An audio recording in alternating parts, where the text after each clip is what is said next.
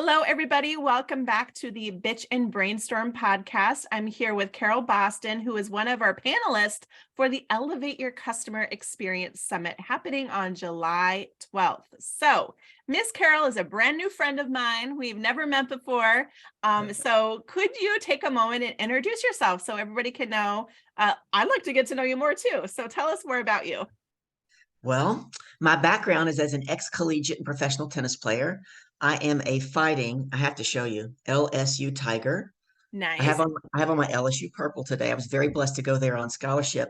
And I then spent 26 years as a sales expert for Fortune 100 companies, ATT Sprint and Paychecks. And through a series of events, God decided I no longer belonged in corporate America, even though I kept trying to stay there. Mm. Oh my goodness. And this through a series of events, I ended up in Los Angeles at what was it called? Guerrilla Business School, a foundational school for entrepreneurs. Okay. Now, I got there because I had been yelling at God one day in my prayer time. I'm like, look, you know, you made me. I am not cut out to be an entrepreneur. I do not want to own. You got to help me find a good job. I had lost my job, got fired for the first time ever, right? Through a Mm-hmm. series of strange events. And literally 2 weeks to the day after that prayer, out of the blue, I get an email from a woman I met one time out of town at a conference. You know what she did? She gifted me a $3,500 ticket. I met the woman for 30 minutes. She gave me this ticket to go to Los Angeles to Guerrilla Business School. So I tell people my God has a sense of humor too. So off I went. And the first thing I learned is actually going to be the title to my next book, which is You Can't Read the Label When You're Inside a Jar. And we're all in a jar. That's And so good. there I was in my jar. All I could see is that I was a buttoned up corporate sales professional. That's all I knew. And I didn't know how to separate my who from my do. So that's one of the things I'll be talking about in the book. But the second thing I learned was about empowering questions. And I was determined to master them. And I've been working to master them for the last 8 years. Mm-hmm. And since also God saw fit that I couldn't keep growing my business offline, we had COVID. I became known as the Queen of Reframe. And I teach and Mm. train on empowering questions, how to get the answers that you really want. So a Mm. lot of people online know me like that. I've done a lot of podcasts that are entitled Table Talk with the Queen of Reframe. And from a private one-on-one coaching perspective, I empower women to rise up and be the lioness leaders they were truly created to be, multiplying their incomes and their profits. Mm-hmm. I So love I that. help them know their value, own their power, and advocate for themselves. And one of the things that's so key about that, Elaine, is that I did not advocate for myself when I got fired. Mm. Florida is an at-will state. I would tell you the story, but it's probably too lengthy. But Florida is an at-will state. Mm-hmm. And so I figured, oh, I guess I can get fired for any reason. And I didn't advocate for myself. I don't do that anymore. I Okay. advocate for myself and I help my clients advocate for themselves. Yeah. Yeah. So talk to me about reframe and pulling out questions of your customers, right? So, or your clients. So the theme of our summit, right, is to elevate our customer experience. And so being customer centric, focusing on how to give our clients the best experience possible. So using your reframe method, what are some of those questions that you might ask maybe at the beginning, during the middle, or at the end of your client customer journey in order to provide that best experience possible? So the first thing I would just to give your audience a little bit of a background, an empowering question never, ever, ever starts with the word why, ever. Okay. Why brings in defensiveness, which brings in the ego, which brings in Mm, emotions. And when emotions go up, intelligence goes down. It's true for every human being. okay. And think about it. I've got some past clients that are like, can you please put together a workshop for parents? I keep telling my husband, stop asking the kids why, right? Why Why is did not you do that? Yeah. exactly. And she said to me, but my children always ask me why. I said, of course they do. They do not know how to articulate the question to get the answer that they really want. Mm, They are the picture perfect example that asking why is not going to get you the why answer is that the you want. sky blue? But think about what parents do to kids too. Why are you late? Why'd you break curfew? Why'd you Yeah. spill that? And you end up in this defensive, Mm, emotional argument. So empowering questions, one of the beautiful things they do is they take the judgment and the emotion out of the conversation. I mean, how many less arguments would you have if the emotion wasn't in the conversation, right? So the best way for me to tell you is to give you a client example. Okay. So back in 2018, I had an office. I had a client, she came to see me. The first time, she was right on time. The second time, she's a little late. By the fourth time, it was ridiculous. Now, I'm known as the shake your hand, give you a hug girl because I was a big in sales, right? So she comes to my office. I give her a big hug and I sit her down. I said, get out your pen and paper. We can't miss this coaching opportunity. And she kind of looks at me. We don't typically jump in like that, but I didn't want to miss it. So the first thing I had her do was write this down. How I do anything is how I do everything. Mm. And she kind of looks at me. I said, and I want you to write this down. Where else in your life are you not showing up for you? And she said, what? I said, you pay me in advance for my time. I'm not giving you money back. And I'm not going to give you extra time because I have a schedule of clients that I keep. Write it down. So she writes it down and she looks at me and she says, she looks up and she goes, is that my homework for the week, Carol? I said, that's your homework ad nauseum. I want it on your dashboard, your refrigerator, your shower. I want you to commit to saying it out loud to God in the universe, set the intention, say it out loud 6 to 8 times a day, and go right back to what you're doing. Will you do it consistently?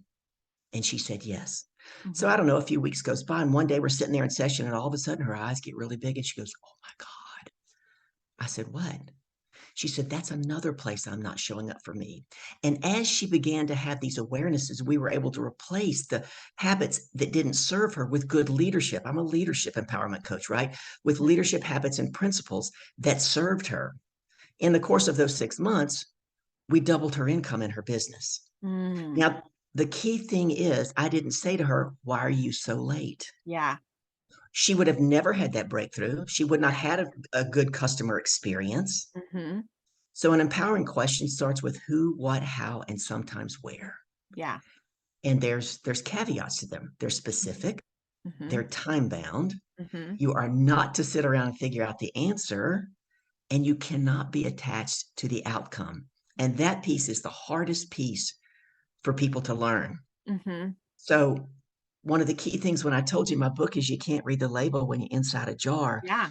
The answers that you're looking for are right outside your jar. Mm. And when you ask an empowering question, you're telling God and the universe, I'm open to hearing, seeing, saying, or doing something I've never done before. Hmm. And then when you're ready, you will begin to call in these awarenesses into your jar. You've heard it said, oh, she had an Oprah aha moment, right?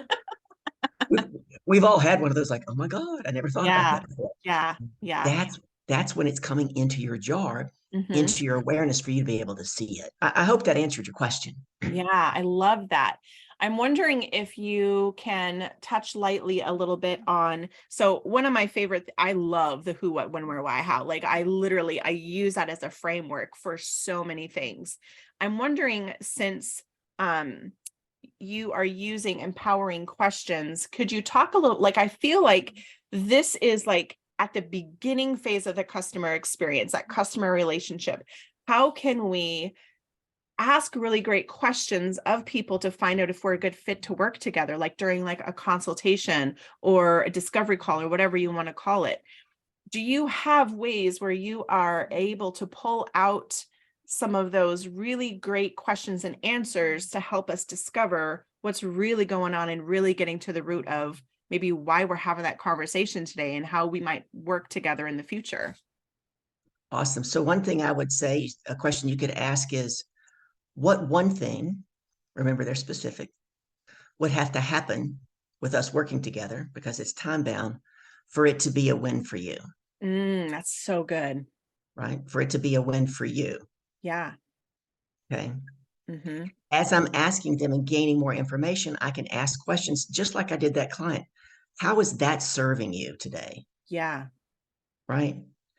Um, the thing about empowering questions that I love is that you don't just ask them of other people, you get to ask them of yourself because oftentimes we face it. Most of the time we want to say, ooh, that's the person they're in resistance. That we don't want to think that it's us that's in resistance, Mm, it's but never. it is.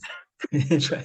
But, but it is. So, one of the questions I'll ask them, well, who are you being behind closed doors today when no one else is watching? Mm, mm, Right. Yeah, that's so How good. would the leader you want to become do the thing you're about to do right now? Yes. Powerful. And so I give them questions that they get to ask of themselves as well, Hmm. right? So another thing that I find really powerful in the introduction, I take them through a specific process. I fired a client right at the beginning of COVID. Now she had been a referral from a great past client, but because she was my first referral, I didn't take her through my process. She was not an ideal client, so I fired her at the beginning of month 3. I think that's super important for people to learn that you can't just take on anybody, Yeah. right? That isn't a good fit. And Yeah. that's why, and I'm sure you're going to be talking about that somewhere in one of these Mhm. panels, that's the importance of niching down, right? You can't be everything to all people. Yeah. Absolutely, 100%. And I think the thing is that I've done this where I didn't trust my own intuition because I was acting in scarcity.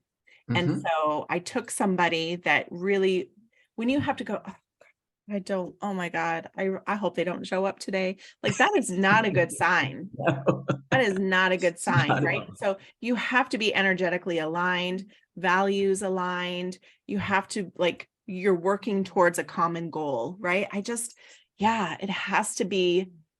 I don't want to be with some, helping someone who's an energy vampire who's going to suck the life right out of me, right? And I think Yeah. boundaries have to play a really big part of that. And so I love, I cannot wait to hear more about all of the empowering questions that we can all use in our business to help encourage and inspire and elevate our customers to have that better overall experience. So thank you so much for coming and sharing with us a little taste test today. I cannot wait to dive in deeper with you on July 12th. So thank you so much. It was so lovely to meet you today. Thank you for having me. And I'm excited to be on the summit. I can't wait for July 12th. Yes. All right. We'll see you guys later.